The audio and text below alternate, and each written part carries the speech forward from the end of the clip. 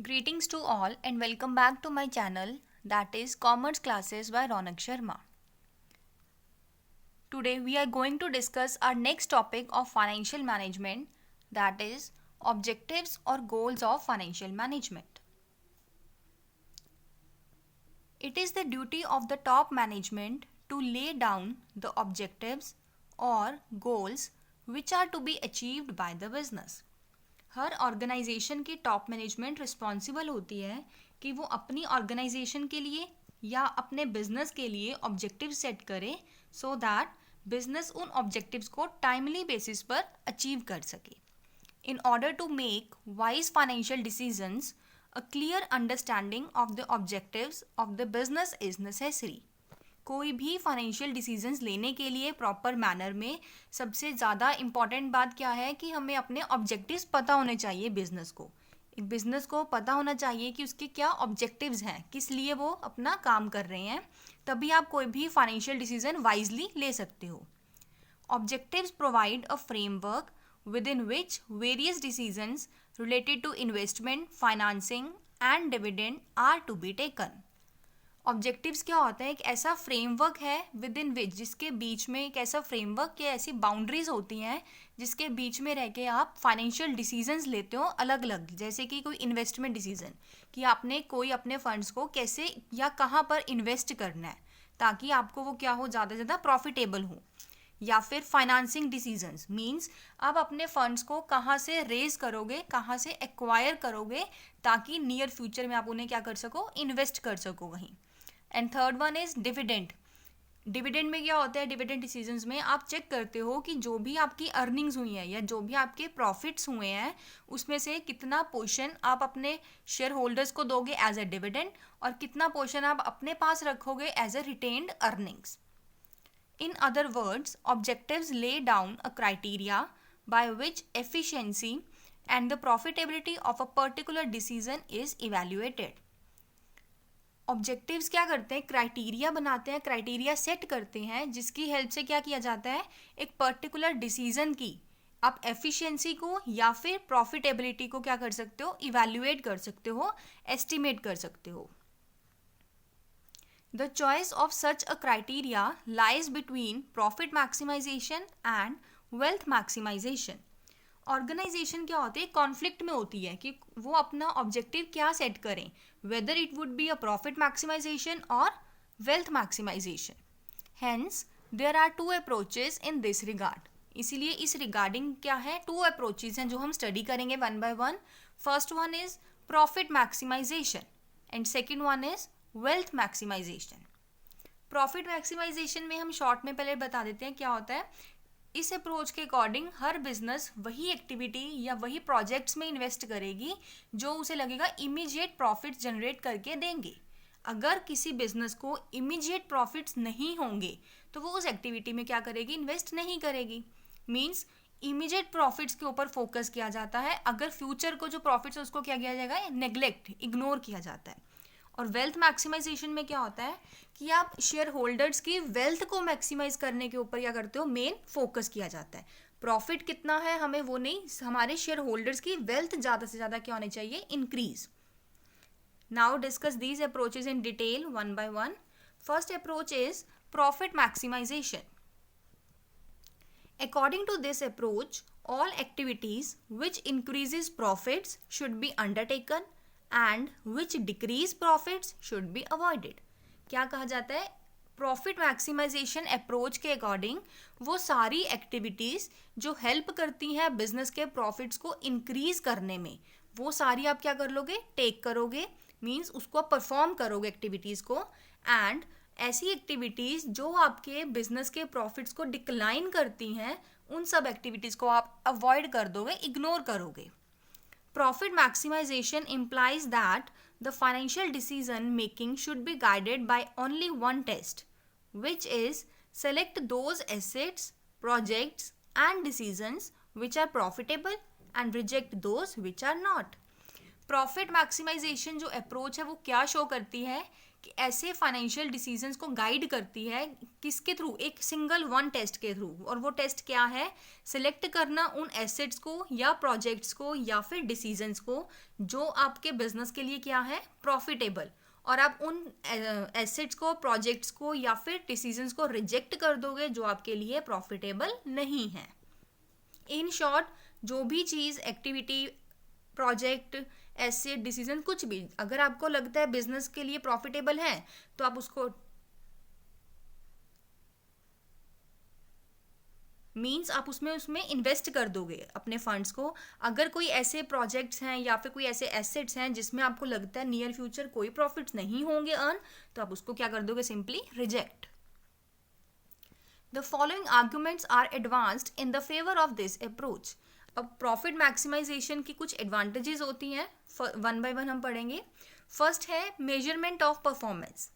देखो, अगर आपकी फर्म या आपकी कंपनी मैक्सिमम टू मैक्सिमम क्या अर्न कर रही है, प्रॉफिट्स, तो उससे आपकी कंपनी की परफॉर्मेंस मेजर की जा सकती है। कि मीन्स अगर तो प्रॉफिट ज़्यादा है तो क्या माना जाता है कि ये कंपनी बहुत ही एफिशिएंट है अपने वर्क को लेके, ठीक है। इसके अंदर जो भी मैनेजमेंट है बहुत ही एफिशिएंसी के साथ काम करती है, इसीलिए बोला जाता है measurement of performance. Profit is a test of economic efficiency of a business. Profit क्या है, एक टेस्ट है किस चीज़ का, economic efficiency of business. It is a yardstick by which the economic performance of a business can be judged. ये क्या है, एक ऐसी यार्डस्टिक है जिसके थ्रू आप किसी भी बिजनेस की इकोनॉमिक परफॉर्मेंस को क्या कर सकते हो, जज कर सकते हो। मीन्स प्रॉफिट मैक्सिमम है तो क्या हम उसका इम्पैक्ट क्या सोचते हैं कि ये प्रॉफिट बिजनेस जो है वो कैसा है, बहुत ही ज़्यादा एफिशिएंट है, हर मैनर, अच्छे मैनर में हर चीज़ परफॉर्म कर रहे हैं। Second, efficient allocation and utilization of resources. Profit maximization leads to efficient allocation and utilization of scarce resources of the business because sources tends to be directed to uses from less profitable projects to more profitable projects. Profit maximization जो approach है वो क्या lead करती है, resources का efficient allocation and utilization। और अब resources किस टाइप के, जो scarce हैं, मीन्स ऐसे resources जिनकी shortage है उनको बहुत ही एफिशिएंटली एलोकेट करती है प्रोडक्टिव चैनल्स में और उनको यूटिलाइज करती है। क्योंकि अब क्या होगा, अब आपको अगर आपके एक बार प्रॉफिट्स जनरेट हो गए तो आपको पता होगा कि कौन सी एक्टिविटी क्या है प्रॉफिटेबल और कौन सी नॉन प्रॉफिटेबल। तो अकॉर्डिंगली आप अपने रिसोर्सेज को, मीन्स स्कार्स रिसोर्सेज को अकॉर्डिंगली क्या करते हो, उसमें इन्वेस्ट करते हो। Third point is maximization of social welfare. देखो, अगर आपके प्रॉफिट्स आपके पास या आपकी कंपनी के पास ज़्यादा से ज़्यादा क्या होंगे, प्रॉफिट्स होंगे, मीन्स फंड्स हैं, तो क्या करेगी वो कंपनी, अपनी सोशल वेलफेयर जो ऑब्लिगेशंस होती हैं वो भी फुलफिल कर पाएगी। क्योंकि अगर किसी कंपनी के पास फंड्स ही नहीं हैं तो वो अपनी सोशल ऑब्लिगेशंस को भी फुलफिल नहीं कर सकती। तो इसलिए बोला गया है maximization of social welfare. Profitability is essential for fulfilling the goal of social welfare also. Maximization of profits leads to the maximization of social welfare. यही बोला था हमने कि जितने ज़्यादा आपके प्रॉफिट्स होंगे वो क्या लीड करेगी, उतना ही ज़्यादा means maximization of social welfare. Next point is source of incentive. देखो, एक कंपनी अगर हाईली प्रॉफिटेबल है, मीन्स अच्छे प्रॉफिट्स अर्न कर रही है अपने, तो वो क्या करेगी, अपने जो भी उनके एम्प्लॉय होंगे, जो भी उनके ह्यूमन रिसोर्स होंगे, उनको अच्छे सोर्सेज देगी, किस चीज़ के, इंसेंटिव्स के, ठीक है। बोनस अच्छा प्रोवाइड होगा, हर तरह के अलाउंसेस मिलेंगे, तो होगा क्या, अल्टीमेटली अपने एचआर क्या होंगे, वो सेटिस्फाई होंगे और वर्क भी अपने फुल इंटरेस्ट के साथ करेंगे। तो अल्टीमेट हो गया क्या, इन फ्यूचर प्रॉफिट्स और इंक्रीज हो जाएंगे। तो क्या है, सोर्स ऑफ इंसेंटिव है ये, क्या, profit maximisation approach. Profit acts as a motivator or incentive which induces a business organization to work more efficiently. Profit क्या होता है, एक एक्ट करता है मोटिवेटर की तरह। मीन्स जितना प्रॉफिट अर्न करेगी कोई कंपनी उतनी वो ज़्यादा क्या होती है, मोटिवेट हो जाती है और इंसेंटिव, एक इंसेंटिव प्रोवाइड करने के एबल हो जाती है, which induces a business organization to work more efficiently. और फर्दर क्या हेल्प करती है वो, बिजनेस ऑर्गेनाइजेशन को इंड्यूस करती है, इंडल्ज करती है, ताकि वो अपने वर्क को मोर एफिशिएंटली परफॉर्म करे। If profit motive is withdrawn, अगर आप प्रॉफिट मोटिव को हटा देते हो, विड्रॉ कर लेते हो अपने ऑब्जेक्टिव्स में से, then the pace of development will be with reduced. क्या हो जाएगा, जो आपकी ग्रोथ होगी या फिर डेवलपमेंट की स्पीड होगी वो भी क्या हो जाएगी, डिक्लाइन हो जाएगी। Next point is helpful in facing adverse business conditions. Profit maximisation approach है जो बिजनेस की, वो क्या करती है, आपको हेल्प करती है ताकि आप एडवर्स बिजनेस की जो कंडीशंस हैं उनको भी फेस कर सको। Economic and business conditions go on changing from time to time. जितनी भी इकोनॉमिक कंडीशंस होती हैं या फिर हम बोल सकते हैं जो भी बिजनेस की कंडीशंस होती हैं वो कभी भी स्टेबल नहीं रहती हैं, ठीक है, वो क्या है, डायनेमिक है, चेंज होती रहती है फ्रॉम टाइम टू टाइम। अलग अलग सिचुएशंस के अकॉर्डिंग, अलग अलग सर्कमस्टांसेस के अकॉर्डिंग वो चेंज होती रहती हैं। There may be adverse business conditions like, कुछ एडवर्स बिजनेस कंडीशंस भी होती हैं जैसे कि रिसेशन आना, severe competition etcetera. Under adverse circumstances a business will be able to survive only if it has some past earnings to rely upon। ऐसी जो adverse circumstances में बिजनेस तभी सर्वाइव कर पाएगा अगर उनके पास कुछ पिछली अपनी क्या है, अर्निंग्स हैं। क्योंकि अगर पहले ही आपकी कोई अर्निंग्स नहीं है, रिटेन्ड अर्निंग्स नहीं है बिजनेस के पास, तो अगर प्रेजेंट में उसको कोई भी एडवर्स सिचुएशन फेस करनी पड़े तो वो एबल नहीं होगा उस चीज़ को फेस करने के लिए। Hence, a business should maximize its profits when the circumstances are favorable। इसीलिए बोला जाता है कि बिजनेस को अपने प्रॉफिट्स को मैक्सिमाइज करना चाहिए जब सिचुएशंस कैसी हो, फेवरेबल हो, ताकि अनफेवरेबल सिचुएशंस के टाइम पे वही प्रॉफिट्स उनके लिए यूजफुल हो। Next point is helpful in the growth of the firm. Obviously अगर कोई फर्म या बिजनेस ज़्यादा से ज़्यादा क्या अर्न कर रहा है, प्रॉफिट्स अर्न कर रहा है, तो अल्टीमेट होगा क्या, फर्म की ग्रोथ हो जाएगी। Profits are the major source of finance for the growth of a firm. Profits क्या है, मेजर सोर्स माने जाते हैं फाइनेंस का, ताकि क्या हो, फर्म की ग्रोथ और डेवलपमेंट हो और मार्केट में एक फर्म की अलग से क्या हो जाए, गुडविल जनरेट हो। Now next topic is disadvantages of profit maximization. No doubt हमें पता है कि प्रॉफिट मैक्सिमाइजेशन के बहुत सारे बेनिफिट्स हैं जो हमने अभी स्टडी भी किए, बट स्टिल कुछ डिसएडवांटेजेस भी हैं प्रॉफिट मैक्सिमाइजेशन अप्रोच के, वो हम रीड करेंगे one by one. The profit maximisation approach has been criticized on several grounds. These are, first one is ambiguous. Ambiguous का मीनिंग क्या होता है कि कोई चीज़ अगर क्लियर नहीं होती, अनक्लियर, वेग, ठीक है। One practical difficulty with this approach is that the term profit is vague and ambiguous। सबसे मेन डिफिकल्टी क्या है प्रॉफिट मैक्सिमाइजेशन अप्रोच की, कि जो टर्म हम यूज कर रहे हैं प्रॉफिट, वो कैसी है, वेग है, एम्बिगुअस है, मीन्स क्लियर ही नहीं है वो टर्म प्रॉफिट। कैसे, अब वो एक बार देखते हैं हम। Different people take different meaning of the term profit. हर पर्सन अलग अलग वे निकालता है, अलग अलग मीनिंग्स निकालता है किस चीज़ के, टर्म प्रॉफिट के। फॉर एग्जाम्पल, प्रॉफिट में बी शॉर्ट टर्म और लॉन्ग टर्म। अब प्रॉफिट शॉर्ट टर्म भी हो सकता है और लॉन्ग टर्म भी हो सकता है। It may be before tax और after tax. Profit before tax भी हो सकता है और आफ्टर टैक्स भी। And it may be total profit और रेट ऑफ प्रॉफिट। मीन्स अब बहुत सारे ऑप्शंस हैं, अब हमें क्या पता कि प्रॉफिट कौन सा, लॉन्ग टर्म है, short term, before tax, after tax, total profit या रेट ऑफ प्रॉफिट। तो सिंपली एक टर्म है जो प्रॉफिट, वो कैसी है, वेग, मीन्स अनक्लियर है वो। Similarly it may B return on total capital employed और टोटल एसेट्स और share holders fund and so on. Further it is possible that total profits में इंक्रीज बट अर्निंग्स पर शेयर में डिक्रीज। ऐसा possible होता है कि आपके टोटल प्रॉफिट्स तो इंक्रीज हो जाएं, बट जो पर शेयर अर्निंग्स होती हैं वो आपकी डिक्रीज हो जाए। कैसे, हम एग्जाम्पल के थ्रू पढ़ेंगे।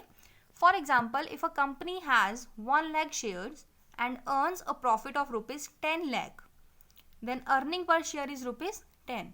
अगर कोई कंपनी है जिसके शेयर्स कितने हैं, 1 lakh शेयर्स हैं, और उसके ऊपर उसका प्रॉफिट कितना है, वो अर्न कितना कर रही है प्रॉफिट, ₹10 lakh, तो जो पर शेयर वैल्यू है कितनी हो जाएगी, ₹10।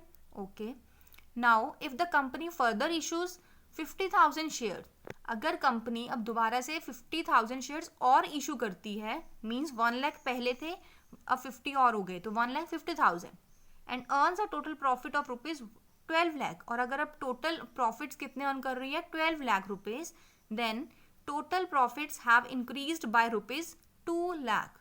तो टोटल प्रॉफिट जो इंक्रीज होगा कितना रुपीज से होगा, वो 2 लाख रुपीज से, but the earning per share has declined to ₹8। लेकिन जो पर शेयर की अर्निंग थी वो कितनी हो गई है अब, ₹8। अब हम पहले देखते हैं, जब 1 लाख शेयर थे तो कितनी थी पर शेयर की अर्निंग, ₹10, लेकिन अब कितनी हो गई है, ₹8। Hence the question arises, which of these profits should a firm try to maximize? इसीलिए अब हम क्या बोलते हैं कि फर्म खुद ही कॉन्फ्लिक्ट में है, क्वेरल में है कि वो कौन से प्रॉफिट्स को क्या करना चाहती है, मैक्सिमाइज करना चाहती है।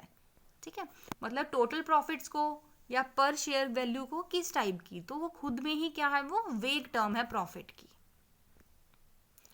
Second point is ignores the time value of money. क्या करती हैं, जो प्रॉफिट मैक्सिमाइजेशन अप्रोच थी वो टाइम वैल्यू ऑफ मनी को कंसीडर नहीं करती, उसको क्या करती है, नेग्लेक्ट करके चलते हैं।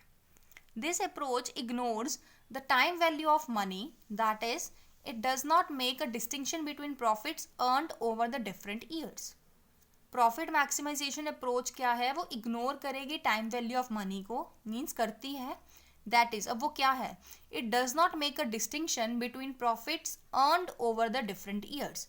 ये प्रॉफिट मैक्सिमाइजेशन अप्रोच जो हम पढ़ रहे हैं वो कोई भी डिफरेंस क्रिएट नहीं करती between profits earn over the different years, मतलब अलग अलग जो ईयर्स में आप प्रॉफिट्स को अर्न कर रहे हो वो सबको सेम मान के चलती है, बट ऐसा नहीं होता। आज जो आप अर्न कर रहे हो उसकी वैल्यू इन फ्यूचर आपकी इंक्रीज डिक्रीज हो सकती है वो। It ignores the fact that the value of ₹1 at present is greater than the value of same rupee received after 1 year. ये क्या करते हैं, इस फैक्ट को इग्नोर कर देते हैं कि जो भी वैल्यू है आज के टाइम पर ₹1 की, वो क्या होती है, ग्रेटर होती है then the value of same rupee received after 1 year. देखो, अगर आपके पास जो रुपी है, ₹1 है, उसकी आज जो वैल्यू है वो ज़्यादा होगी किसके कंपैरिजन में, सेम रुपीज़ की, जब आप 1 ईयर आफ्टर उसको कंपेयर करोगे। Similarly the value of profit earned in the first year will be more in comparison to the equivalent profits on its later years. To illustrate the profits of 2 different projects are, अब हम इसको क्या करते हैं, एक illustration के through help से समझते हैं। प्रोजेक्ट ए है और प्रोजेक्ट बी है, इधर हमें फर्स्ट कॉलम में है 3 ईयर्स गिवन है, फर्स्ट ईयर, सेकेंड ईयर और थर्ड ईयर। प्रोजेक्ट ए में तो आपको अर्न हो रहा है फर्स्ट ईयर में ₹1,50,000, क्लियर। सेकेंड में आपको कुछ भी रिसीव नहीं हुआ, कोई प्रॉफिट नहीं है। Second year 4,50,000 project A earn कर रहा है एंड प्रोजेक्ट बी अर्न कर रहा है ₹4 लाख। ओके, थर्ड ईयर में क्या हुआ, प्रोजेक्ट ए रिसीव कर रहा है या अर्न कर रहा है ₹2 lakh and project B will earn the ₹4 lakh. अगर हम टोटल की बात देखें, टोटल क्या है दोनों के, ₹8 लाख 8 लाख, ठीक है। लेकिन अगर हम सीक्वेंस देखें, फर्स्ट ईयर में प्रोजेक्ट ए अर्न कर रहा था लेकिन बी कुछ भी अर्न नहीं कर रहा। सेकेंड ईयर में क्या हुआ, इंक्रीज हुए profits as compare to B. तो देखा जाए हम बोलते हैं कि दोनों प्रॉफिट्स क्या है, टोटल वाइज सेम, बट अगर हम इंडिविजुअल बेसिस पे देखें उनमें क्या है, डिफरेंस है with the passage of time. The total profits of both the projects are ₹8 lakh. हमने देखा दोनों के जो प्रोजेक्ट ए और प्रोजेक्ट बी था, टोटल कितना अर्न कर रहे हैं, ₹8 lakh in 3 years. Okay, and hence if the profit maximisation approach is adopted, both the projects will be considered equally profitable.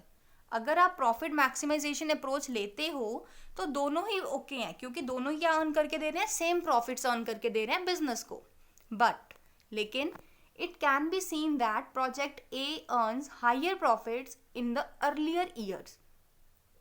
Project A क्या अर्न कर रहा है, स्टार्टिंग के मीन्स फर्स्ट ईयर में कंपैरिजन टू प्रोजेक्ट बी ज़्यादा profits earn कर रहा है, क्योंकि फर्स्ट ईयर में क्या हुआ, प्रोजेक्ट ए के कितने रुपीज़ हैं, मतलब प्रॉफिट्स कितने हैं, 1,50,000 और बी का क्या है, nil, and hence is more profitable in terms of time value of money.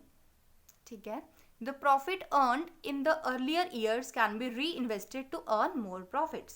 देखो, अब प्रोजेक्ट ए को जो फर्स्ट ईयर में प्रॉफिट जनरेट हुए थे 1,50,000 के, वो क्या कर सकता है 150 को इन फ्यूचर कहीं और इन्वेस्ट कर सकता है. तो हो सकता है या मे बी पॉसिबल है ऐसा कि वो वहाँ से भी मतलब प्रोजेक्ट सी में इन्वेस्ट किया तो वहाँ से भी कुछ ना कुछ अर्निंग हो. लेकिन प्रोजेक्ट बी प्रॉफिटेबल नहीं है क्योंकि स्टार्टिंग में इसके प्रॉफिट्स निल थे.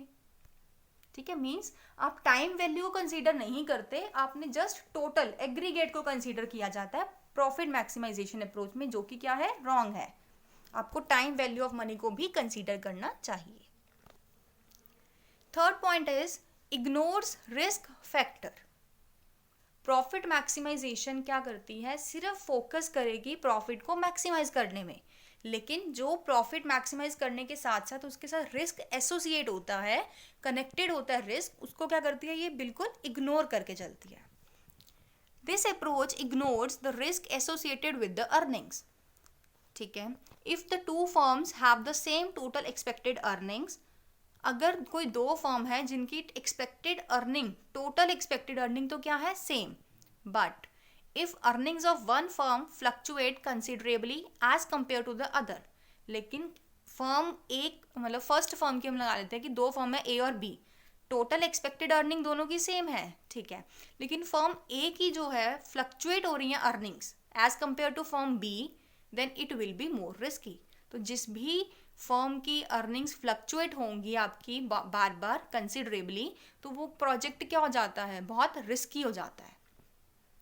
Investors in general have a preference for a less income with less risk in comparison to high income with greater risk. Generally क्या होता है, जो इन्वेस्टर्स क्या करते हैं, प्रेफर करते हैं ऐसी इनकम को जिसके साथ लेस रिस्क एसोसिएट होता है. मीन्स प्रेफरेंस करते हैं for a less income with less risk. किसके कंपैरिजन में, high income with high risk. Okay, but this approach does not pay any attention to the risk factor. लेकिन ये जो approach हमने अभी रीड किया है, मीन्स प्रॉफिट मैक्सिमाइजेशन अप्रोच, वो कोई भी अटेंशन नहीं देती या कोई भी ड्यू इंपॉर्टेंस नहीं देती किसको, रिस्क फैक्टर को. Fourth point is ignores future profits. हमने बोला कि जो भी प्रॉफिटेबल प्रोजेक्ट्स होंगे या फिर ऐसे डिसीजन जो आपको लगता है बिजनेस के लिए प्रॉफिटेबल हैं, वो आप क्या कर लोगे, एक्सेप्ट कर लोगे, अदरवाइज आप रिजेक्ट कर दोगे. लेकिन प्रॉफिटेबल किस कॉन्टेक्स्ट में, इमीडिएट, अगर आपको लगता है एट प्रेजेंट आपको उसका बेनिफिट मिलेगा, आप तभी उसको क्या करते हो, एक्सेप्ट करते हो. ठीक है, मीन्स फ्यूचर प्रॉफिट्स को आपने इग्नोर किया. हो सकता है कि कोई ऐसा प्रोजेक्ट हो जो आपको प्रेजेंट में तो ज़्यादा अर्निंग नहीं दे रहा, लेकिन नियर फ्यूचर आपको बहुत ज़्यादा वो बेनिफिशियल हो, बहुत ज़्यादा प्रॉफिट्स अर्न हो उससे. ठीक है, तो इसको क्या करेगा ये, ignore. The business is not solely run with the objective of maximizing immediate profits. कभी भी कोई भी बिजनेस आप रन नहीं कर सकते सिर्फ एक ही मोटिव से कि मुझे प्रेजेंट इमीडिएट प्रॉफिट्स अर्न करने हैं.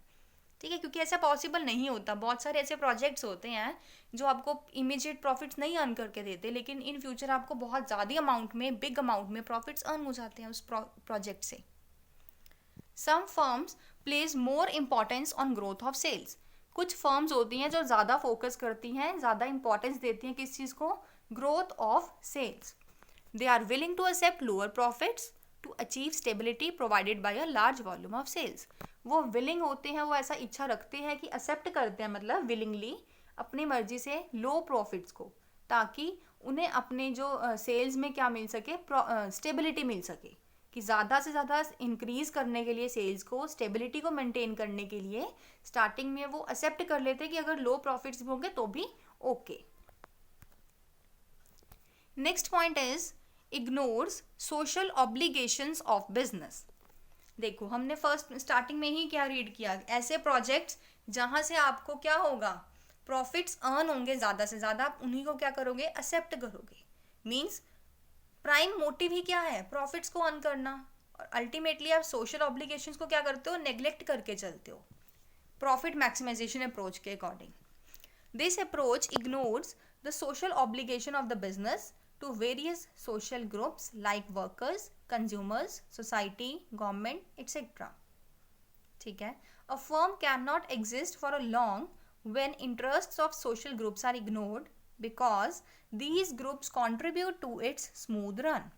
कोई भी फर्म ज़्यादा लंबे समय तक सरवाइव नहीं कर सकती मार्केट में अगर वो सोशल ग्रुप के जो इंटरेस्ट होते हैं उनको इग्नोर करके चलती है. रीज़न, जो हमारी सोसाइटी होती है, सोशल ग्रुप्स होते हैं, वो बहुत ज़्यादा हेल्पफुल होते हैं, बहुत ज़्यादा कंट्रीब्यूट करते हैं बिजनेस को, ताकि वो स्मूथली अपने ऑपरेशंस को क्या कर सके, परफॉर्म कर सके. इसलिए एक बिजनेस को चाहिए कि वो अपने सोशल ग्रुप्स को अच्छे से इम्पोर्टेंस प्रॉपरली प्रोवाइड करे.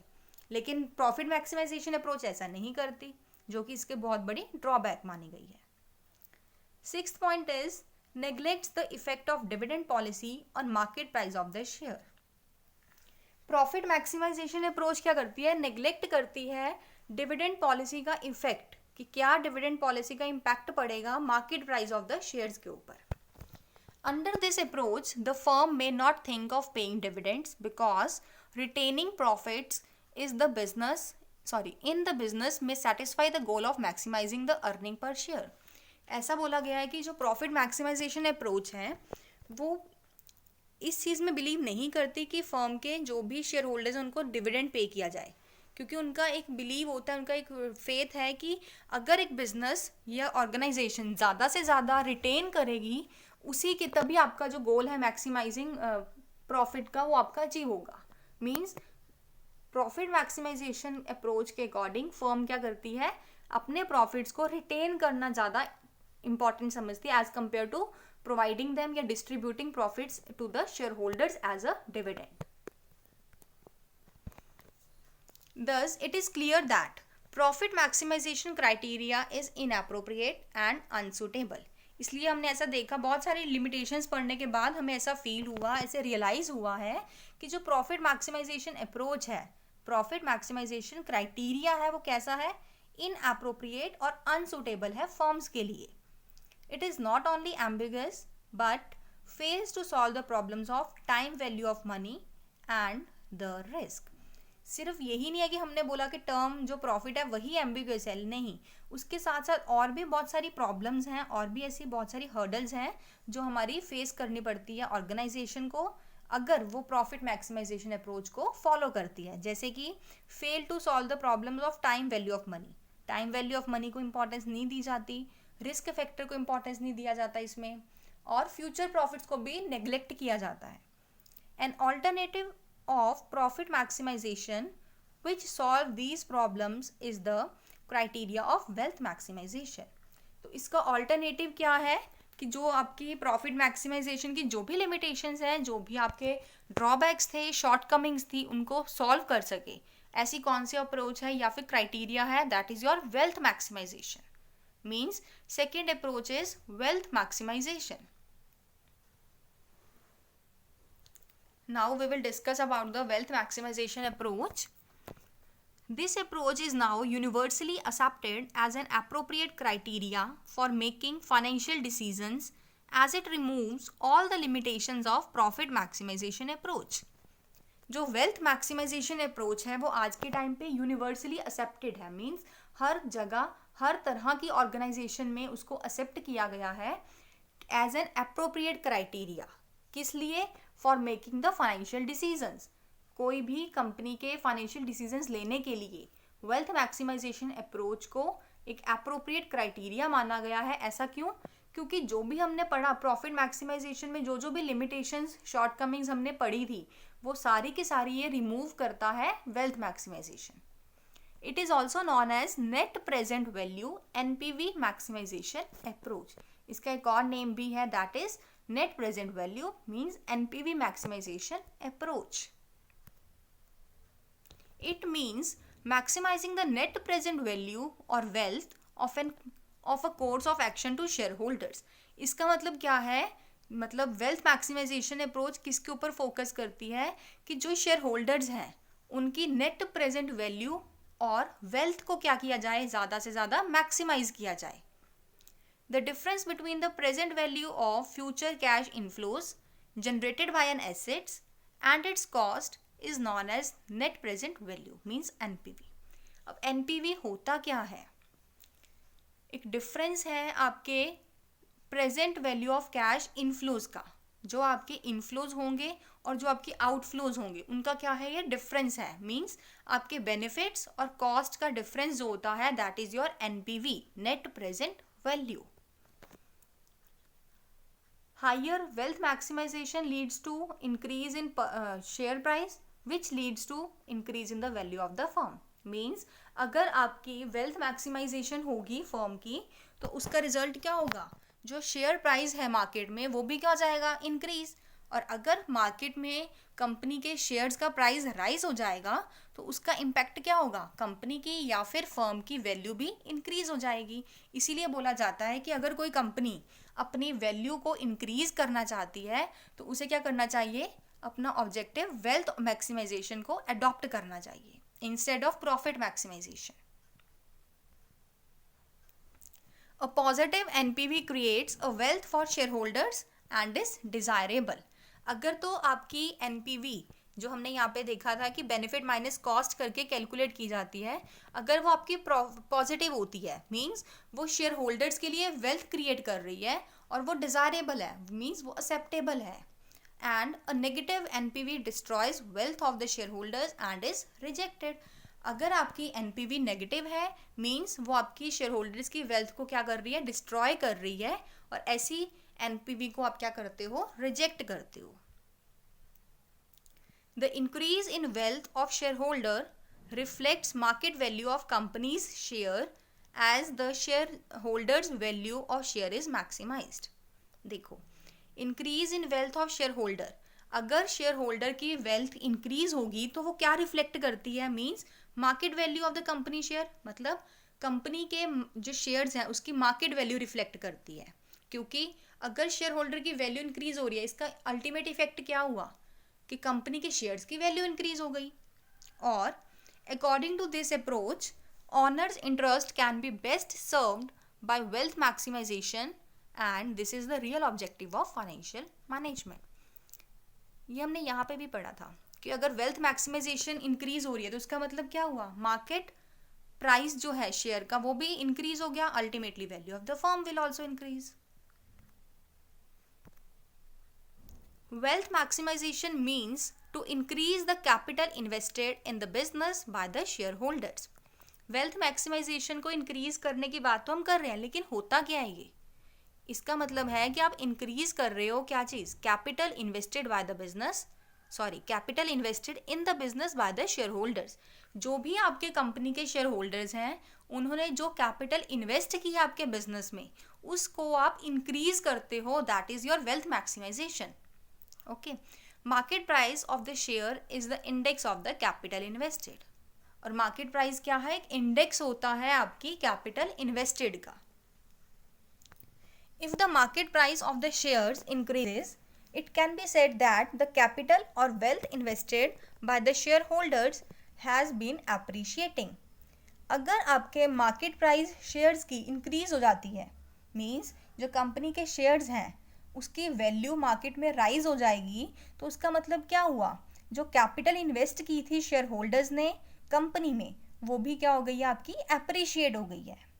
यही लिखा है देखो एक बार, if the market price of the shares increases, it can be said that the capital or wealth invested by the shareholders has been appreciating. On the contrary, fall in the market price of the shares has an adverse effect on their wealth. और दूसरी side अगर हम बात करें market price shares का अगर down होता है, फॉल होता है, तो उसका क्या इम्पैक्ट पड़ेगा, एडवर्स इम्पैक्ट पड़ेगा। मीन्स जो कैपिटल इन्वेस्ट की थी शेयर होल्डर्स ने कंपनी में वो क्या हो जाएगी, डेप्रिशिएट हो जाएगी, डिक्रीज हो जाएगी। Wealth of the share holders can be computed by the following formula. अब आप कंपनी के जो शेयर होल्डर्स होते हैं उनकी वेल्थ को कैसे कैलकुलेट करते हो, अभी इस फॉर्मूले के through. Share holders current wealth in an company, number of shares multiply market price पर शेयर। अगर जितने भी शेयर होल्डर के पास जितने भी हम शेयर्स होते हैं वो नंबर को आप मल्टीप्लाई कर दो मार्केट प्राइस पर शेयर के साथ, तो आपको क्या मिलेगा रिजल्ट, शेयर होल्डर की करंट वेल्थ मिल जाएगी कंपनी में। ठीक है, for example a person buys 100 shares of XYZ company at at the rate ₹100 per share. देखो अब हम देखते हैं कि कैसे शेयर होल्डर की वेल्थ इंक्रीज या डिक्रीज होती है मार्केट प्राइस के कॉन्टेक्स्ट में। एक पर्सन था, उसने XYZ कंपनी के 100 शेयर्स परचेज करे हैं और कितने रुपीज़ पर है, 100 पर शेयर है, ठीक है। It means that his wealth in the company is worth ₹10,000। तो उसकी कंपनी की जो कंपनी में शेयर होल्डर की वेल्थ कितनी हो गई, ₹10,000। कैसे, number of shares into market value of the shares per share. तो 100 into 100 means 10,000। Okay, after some time market price of the share rises to ₹120 per share. कुछ समय बाद अगर शेयर की जो मार्केट प्राइस वैल्यू थी वो राइज हो जाती है 120 पर शेयर। पहले आपकी 100 पर शेयर थी, अब आपकी 120 हो गया। Then it means that his wealth in the company has gone up to ₹12,000। तो अब उसकी मार्केट वेल्थ क्या हो जाएगी शेयर होल्डर की, ₹12,000। कैसे, 100 into 120। Okay fine. In other words his wealth has increased by ₹2,000। उसकी वेल्थ क्या हो गई, 2,000 से इंक्रीज हो गई, क्योंकि पहले आपकी क्या थी 10,000 वेल्थ, अब आपकी 12,000 होगी, तो डिफरेंस क्या हुआ 2,000। Okay, on the contrary if the market price of the share falls to ₹80 per share. लेकिन अगर अब दूसरी बात हम बोलें कि अगर मार्केट का जो प्राइस है शेयर का वो कितना हो गया ₹80 per share, then his wealth in the company will be reduce to ₹8,000। तो अब शेयर होल्डर की वेल्थ कितनी हो जाएगी कंपनी के अंदर, ₹8,000। ठीक है, तो इससे हमें पता चल रहा है कि मार्केट प्राइस जो होता है पर शेयर वो इम्पैक्ट करता है शेयर होल्डर की करंट वेल्थ में। ठीक है, क्योंकि स्टार्टिंग में हमने देखा शेयर्स तो सेम ही है तीनों केसेस में, 100 शेयर्स, ठीक है, लेकिन मार्केट प्राइस में चेंज आया। स्टार्टिंग में इनिशियली आपके पास थे ₹100 पर शेयर, तो आपकी वेल्थ कितनी थी 10,000 की, लेकिन पर शेयर जो मार्केट प्राइस था वो आपका राइज हो गया 120, देन शेयर होल्डर की वेल्थ हो गई ₹12,000। लेकिन आफ्टर सम टाइम आपका क्या हुआ, मार्केट प्राइस और फॉल हो गया है, अब कितने रुपीज़ हो गया वो ₹80। तो मार्केट में जो उसकी कंपनी में शेयर होल्डर की वेल्थ है कितनी अमाउंट हो गई वो ₹8,000। Moving on to the advantages of wealth maximization और profit maximization versus wealth maximization. The wealth maximization approach is superior to the profit maximization approach. It has the following advantages in its favor. Obviously क्योंकि profit maximisation approach की अपने आप में ही बहुत सारी क्या थी, शॉर्ट कमिंग्स थी, जिसके कारण वेल्थ मैक्सिमाइजेशन अप्रोच क्या है, सुपीरियर है प्रॉफिट मैक्सिमाइजेशन अप्रोच के रिगार्डिंग या उसके कंपैरिजन में। अब रीजंस क्या है हम one by one read out करेंगे। First one is it uses cash inflows instead of accounting profits. Profit maximisation approach में क्या हमने डिसएडवांटेज किया था, फर्स्ट एम्बिग्यूटी, है ना, मीन्स जो टर्म प्रॉफिट थी वो क्या था, वेग था, मीन्स आपको क्लियर ही नहीं था कि प्रॉफिट है वो कौन सा है, long term, short term, before tax है, आफ्टर टैक्स है, हमें क्लियर ही नहीं था। लेकिन जो वेल्थ मैक्सिमाइजेशन अप्रोच है वो क्या यूज करती है, कैश फ्लो को इंस्टेड ऑफ अकाउंटिंग प्रॉफिट्स। ये प्रॉफिट टर्म को ही यूज नहीं करती, ये कैश फ्लोज को यूज कर रही है, मीन्स कितना इनफ्लो है और कितना आपका आउटफ्लो है उसको आप क्या कर देते हो, सब्ट्रैक्ट करोगे तो आपको एनपीवी मिल जाएगा। तो एनपीवी अगर पॉजिटिव है तो आप उसको एक्सेप्ट कर लोगे, एनपीवी अगर नेगेटिव है तो आप उसको रिजेक्ट कर दोगे।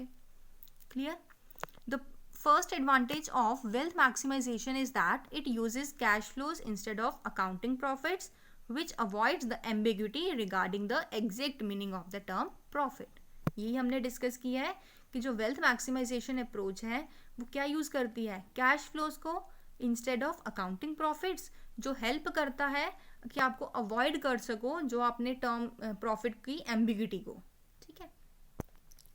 Second point is it gives due importance to the time value of money. हमने क्या पढ़ा था प्रॉफिट मैक्सिमाइजेशन अप्रोच में कि ये नेग्लेक्ट करता है या इग्नोर करता है टाइम वैल्यू ऑफ मनी को। ठीक है, लेकिन जो वेल्थ मैक्सिमाइजेशन है वो इसको क्या करता है, ड्यू इंपॉर्टेंस देता है। Wealth maximisation approach gives due importance to the time value of money by reducing the future cash flows by an appropriate discount और interest rate. Wealth maximisation approach क्या करता है, ड्यू इंपॉर्टेंस देता है किसको, time value of money को अब देता कैसे है? By reducing the future cash flows, future cash flow को रिड्यूस करके, कैसे? एक एप्रोप्रिएट डिस्काउंट और इंटरेस्ट रेट सेट करके, ठीक है। If a higher risk and longer time period are involved, higher rate of discount और interest will be used to find out the present value of future cash benefits. अगर आपको लगता है कि project क्या है, हायर रिस्क ही है, means अगर हाई रिस्क इन्वॉल्व है और उस प्रोजेक्ट में जो पे बैक पीरियड है आपको, मतलब कितने टाइम बाद आपको रिटर्न मिलेगा, आपका रीपेमेंट कब होगी, अगर वो टाइम पीरियड भी आपका लॉन्गर है, ठीक है, तो आप जो डिस्काउंट रेट रखते हो वो बहुत ज़्यादा रखते हो, हायर डिस्काउंट रेट या इंटरेस्ट आप उसको फिक्स करते हो। किस लिए? ताकि आप present value of future cash benefits को फाइंड आउट कर सको। The discount or interest rate will be lower for the projects which involves low risk. और ऐसे प्रोजेक्ट्स जिनमें लेस रिस्क इन्वॉल्व होता है, उसके लिए आप क्या करते हो? डिस्काउंट रेट या इंटरेस्ट रेट को लो लेवल पे आप फिक्स करते हो। मीन्स अगर तो आपको लगता है कि आपका प्रोजेक्ट क्या है, हाई ज़्यादा रिस्की है और लॉन्गर टाइम पीरियड इन्वॉल्व है उसमें, तो आप उसको डिस्काउंट रेट भी क्या कर दोगे? ज़्यादा रख दोगे, ताकि आपकी टाइम वैल्यू ऑफ मनी को आप कंसीडर कर पाओ। और अगर आपको लगता है कि आपका जो रिस्क फैक्टर है वो लेस है और टाइम पीरियड भी आपका शॉर्टर है, तो आप उसको क्या करोगे? डिस्काउंट रेट या इंटरेस्ट रेट उसको लोअर रखोगे, फिक्स करोगे। Clear? Third point is it gives due importance to payment of regular dividends. Profit maximisation approach में हमने क्या पढ़ा था कि ये डिविडेंड्स को डिस्ट्रीब्यूट करने में ज़्यादा से ज़्यादा बिलीव नहीं रखता, मीन्स उसका मेन मोटिव था रिटेन्ड अर्निंग्स करो और प्रॉफिट्स को मैक्सिमाइज शो करो, दैट्स इट। लेकिन जो वेल्थ मैक्सिमाइजेशन अप्रोच है उसमें क्या इंपॉर्टेंस दी गई है कि जितना ज़्यादा से ज़्यादा आप शेयर होल्डर्स को आप अपने डिविडेंड डिस्ट्रीब्यूट करोगे रेगुलर बेसिस पे, उतनी ही क्या होगी? शेयर होल्डर की वेल्थ इंक्रीज होगी, market price of share increase होगा, ठीक है। In this approach financial decisions are taken in such a way that the shareholders receive highest combination of dividends and increase in the market price of the shares. इस approach में किया मतलब wealth maximisation approach में क्या focus हुआ है? जो भी फाइनेंशियल लेवल के डिसीजंस होंगे वो किस तरह आप लोगे ताकि शेयर होल्डर्स को highest combination of dividend receive हो और market price of the share भी आपकी क्या हो? इंक्रीज हो। Okay, next point is it gives due importance to risk factor and analyzes risk and uncertainty so that the best course of action can be selected out of different alternatives. Wealth maximisation approach क्या करता है? Due importance देगा किस चीज़ को? Risk factor को, और analyse करता है कि किस प्रोजेक्ट में कितने लेवल या कितने एक्सटेंट तक रिस्क उसमें एसोसिएट है या क्या अनसर्टेनिटी हो सकती है, ताकि आप बेस्ट कोर्स ऑफ एक्शन को सेलेक्ट कर सको out of various alternatives. Fifth point is it gives due importance to social responsibilities of the business. हमने प्रॉफिट मैक्सिमाइजेशन अप्रोच में एक ड्रॉबैक पढ़ा था कि ये इग्नोर करता है सोशल ऑब्लिगेशंस को, मीन्स सोशल ग्रुप्स को ये क्या करेगा? इग्नोर करके चलता है। जबकि आपको क्या करना चाहिए? सोशल ग्रुप्स को ज़्यादा से ज़्यादा कंसीडर करना चाहिए, क्योंकि इनका बहुत बड़ा कंट्रीब्यूशन होता है आपके बिजनेस में, आपकी ताकि आपकी जो एक्टिविटीज़ हैं स्मूथली परफॉर्म हो सके। तो वेल्थ मैक्सिमाइजेशन का बेनिफिट यही है कि ड्यू इंपॉर्टेंस देता है social responsibilities of the business को। And the last point is it takes into consideration long run survival and growth of the firm. Wealth maximization किस चीज़ के ऊपर फोकस करता है ज़्यादा से ज़्यादा? कि फर्म क्या करे? लॉन्ग टर्म के लिए सर्वाइव हो। लेकिन हमने प्रॉफिट मैक्सिमाइजेशन में क्या पढ़ा था कि इमीडिएट प्रॉफिट्स मैटर करते हैं, फ्यूचर प्रॉफिट्स को वो इग्नोर करता था, ठीक है। जबकि ऐसा हो सकता है, ऐसे चांसेस होते हैं, ऐसी पॉसिबिलिटीज़ होती हैं कि प्रेजेंट में आपको कई बार लॉस भी फेस करना पड़े ताकि आप फ्यूचर में ज़्यादा से ज़्यादा बेनिफिट को अवेल कर सको, ठीक है। And the growth of the firm, अगर आपका लॉन्ग टर्म सर्वाइवल होगा, लॉन्ग रन सर्वाइवल होगा, obviously growth of the firm तो होना पॉसिबल है ही है, ठीक है। तो ये सारी क्या थी? एडवांटेजेस थी हमारी वेल्थ मैक्सिमाइजेशन अप्रोच की। फर्स्ट क्या था? It uses cash flow instead of accounting profits, okay. Second क्या था? It gives due importance to the time value of money. It gives due importance to payment of regular dividend, कि dividend properly manner में regular basis पर दो अपने shareholder को। It gives due importance to risk factor and analyzes risk and uncertainty. Okay. Gives due importance to social responsibilities of the business. And last one is it takes into consideration long run survival and growth of the firm. I hope you like this video. Thanks and have a wonderful day. And do like and share the video, and don't forget to subscribe the channel for the notification of the latest upcoming videos.